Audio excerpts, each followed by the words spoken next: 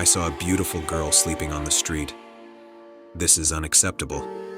If these girls have no value to the world, then the rest of us have no chance. I could not believe how beautiful she was, and how vulnerable she was, laying on the grass next to the road. I don't care about the circumstances that would cause that to happen. It should not be capable of happening.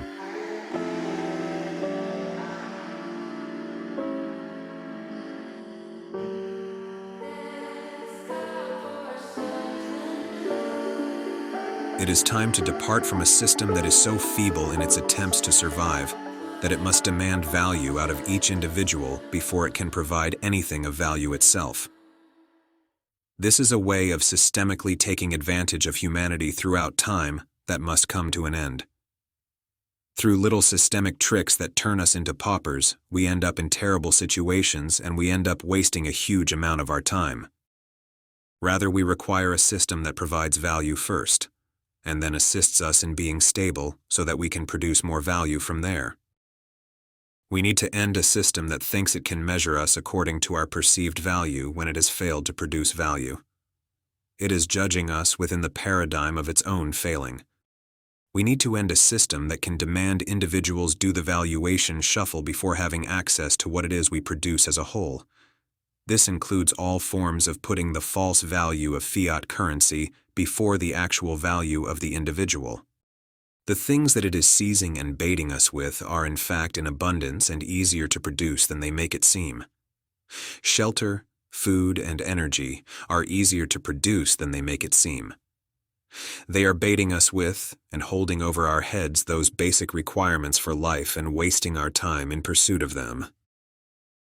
What is the problem with the world? The problem with the world is separate sets of systems used for survival by different groups. A predatory group creates fake free value through fiat and uses that to control a forced production group. They make up all sorts of valuation schemes and games to toy with your life and your time as you are forced into a relationship with them through various aspects of your survival, like your right to shelter, access to food, and energy. It is a perpetual bait and switch with fake value backed by physical violence in violation of universal law being used to produce a mansion-dwelling class of violence-backed free riders. New Age royalty, just making stuff up. Forcing narratives into existence and backing them up with violence. Humanity has a cancer of systemic free riders that are causing all of the world's problems as they interject and come between us and our God-given rights, like the right to exist and the right to shelter and the right to mobility and to work and to produce excess abundance. They want to interject between us and God's gift so completely as to have us sit before them day and night awaiting their divine command, as they leave us out in the cold waiting on something that will never arrive. A system based entirely upon the human ego and human greed will never arrive.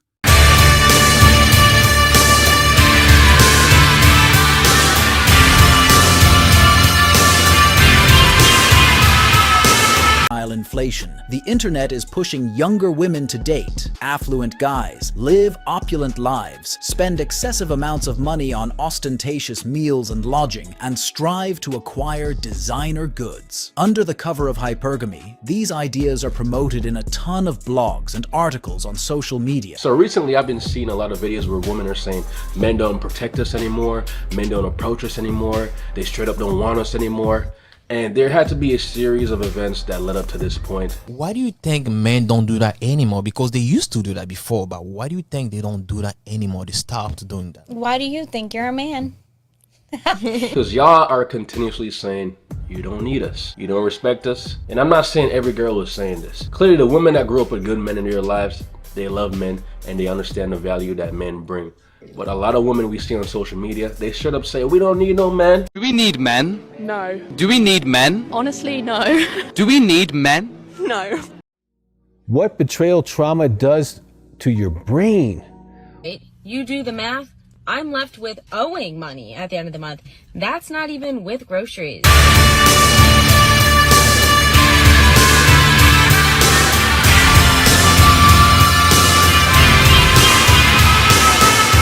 The amount of impact that partner betrayal trauma has on the human spirit, soul, and body is massive.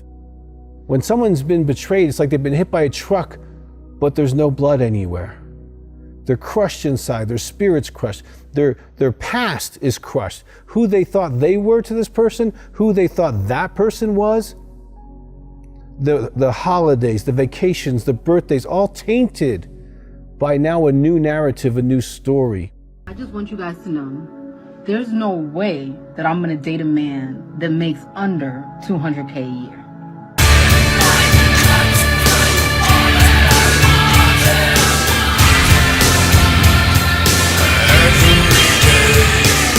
Their present is destroyed because they don't know what they're gonna do.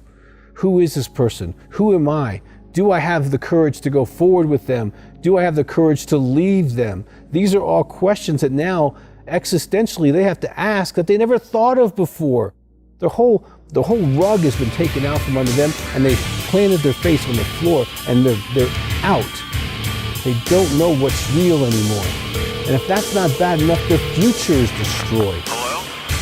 Financially, they could be totally in a different place. If they leave, if they stay. Do they put up with it? Is the person going to get help? Are my kids going to know? Are they going to not know? Are they going to turn out the same way? All of these fears about the future now run on them all the time. Cool. I'm already on my second bachelor's degree, hoping that this one sticks. You know, like I was paying for nursing school, half loan, half out of pocket. And COVID hit. And now I'm looking at my last quarter of nursing school and I'm realizing I'm not going to be able to graduate. I'm literally out of money. And not because I failed classes or I did something wrong. I did everything right. It's just because I'm poor. I was born poor. I'm still poor. They want me to die poor. I don't know how you guys do it. So betrayal trauma, partner betrayal trauma is huge. And it affects all of you, spirit, soul, and body. Okay, and if that's not enough, when betrayal occurs, your brain, I'm talking about the gray matter between your ears, your brain begins to operate in different ways. The fear center fires up and it can stay stuck, fired up, creating a man or woman to be hyper vigilant, trying to check everything out, making sure everything's safe, make sure they monitor their phone and their computers and where they go and their cars. That's a result of your brain being traumatized.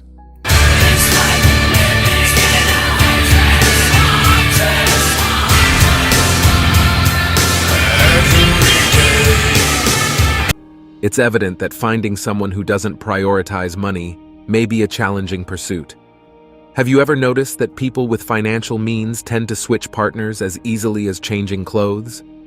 Break up today, and within a few days or weeks, they've moved on to someone new.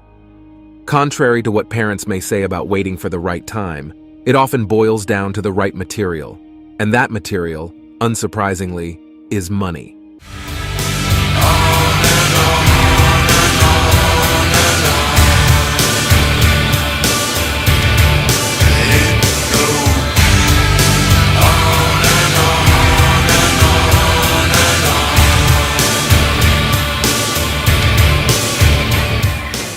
Now they are feeding me videos non-stop of men and women betraying each other and the hopelessness of the new dating scene.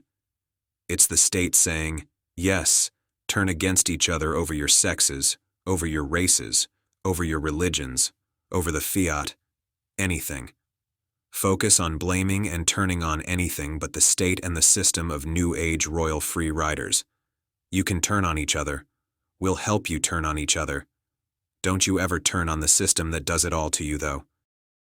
This trend is totally and fully supported by the state, where men and women are turning on each other as the staged economic warfare pandemic is carried out.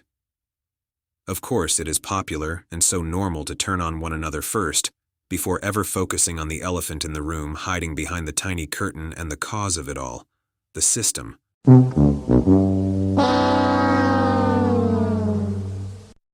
The system in use is a throwback, outdated, worn-out old shoe in the back of the closet. Serving a few well while its failings slowly turn up the heat on the rest of us, providing a sport to those in power to watch as we turn on each other in their scarcity-producing system. We can't expect these men to defend the women. They are far too immature for that to be expected of them. Like my hyper-independent self is struggling with the fact that I just want somebody to tell me that it's okay and to hold me, hug me, I don't know. Oh, boo-hoo! Let me play a sad song for you on the world's smallest violin. The system conducts its next trick to devalue us, and instead of standing up to it, our men go right along with it, hounding the women for higher levels of subservience and obedience while mocking and demeaning them, leaving them alone to deal with that system instead of defending them. And we can't expect these women to defend the men. They are far too sold out to power brokers for that to be expected of them. It wasn't hard for women to lose all faith in their men and give all of their attention and support to the state. In some cases, you can't blame them. Many times their men are failing, but in other cases the women sell the men out before they even try or before they give him a fighting chance.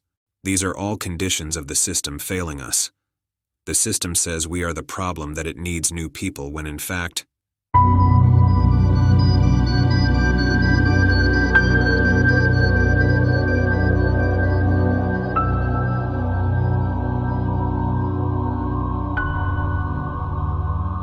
what we need is a new system. A system that takes care of each individual directly by providing access to resources while never taking anything from them. We can reconnect from the stability that each individual has in a new system. Being able to control our housing under all circumstances and to never have our right to shelter threatened will provide us with a solid foundation from which we can manage our relationships. I looked up the word agrarian the other day because I wanted to double-check the definition, since I had only just heard the word a few months ago. The same thing happened with my last set of videos, where a tiny voice said, "There is another descriptor for the system," after I had already come up with and was satisfied with calling it the exergonic economy. That is when I held my hand over the book and came up with the hermetic system.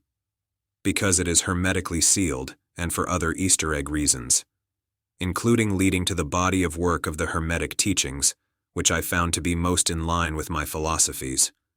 But now, as it was back then, I do not have much time to review those bodies of work. But from what I've heard, they seem to be very much in line with the philosophies I adhere to. To give us the definition of agrarian, here is my virtual assistant, Otto.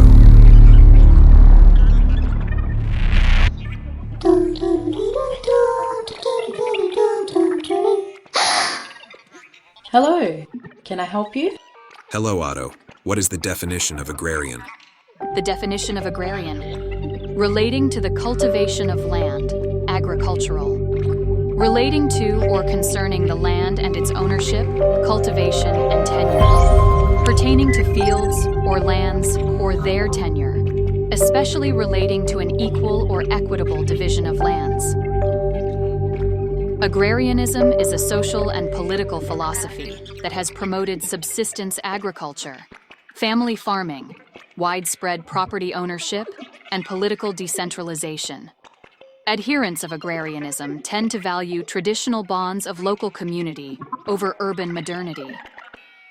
Agrarian political parties sometimes aim to support the rights and sustainability of small farmers and poor peasants against the wealthy in society. An agrarian society, or agricultural society, is any community whose economy is based on producing and maintaining crops and farmland. Another way to define an agrarian society is by seeing how much of a nation's total production is in agriculture. In agrarian societies, cultivating the land is the primary source of wealth. Such a society may acknowledge other means of livelihood and work habits, but stresses the importance of agriculture and farming. Agrarian societies have existed in various parts of the world, as far back as 10,000 years ago, and continue to exist today. They have been the most common form of socio-economic organization for most of recorded human history. Thank you, Otto.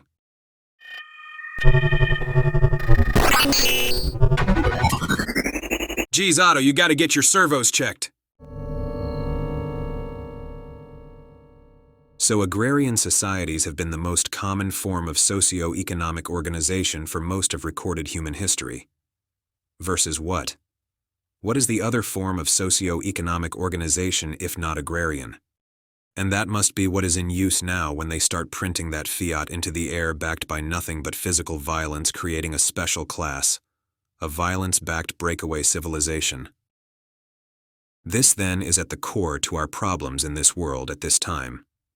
The allowance for a disruptive violence-backed breakaway civilization class that violates universal law to give their free value fiat currency value, and the allowance for a breakaway civilization of free riders to get a free ride while not producing anything of value to others.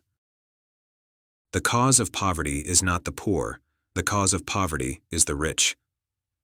Wealth is just an agreement with others that no one will come and take anything from you.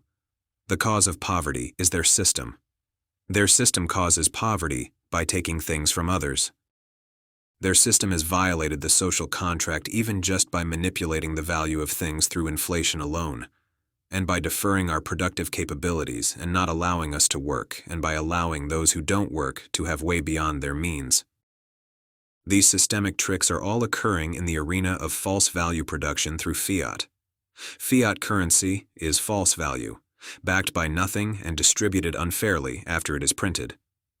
These are self-defeating principles within the system that serve a few and leave the rest in a vulnerable state. We need an equal playing field, a non-predatory system, the end of unfair advantage, and a system that operates exactly the same for everyone under all circumstances. A system designed specifically to take care of everyone under all circumstances.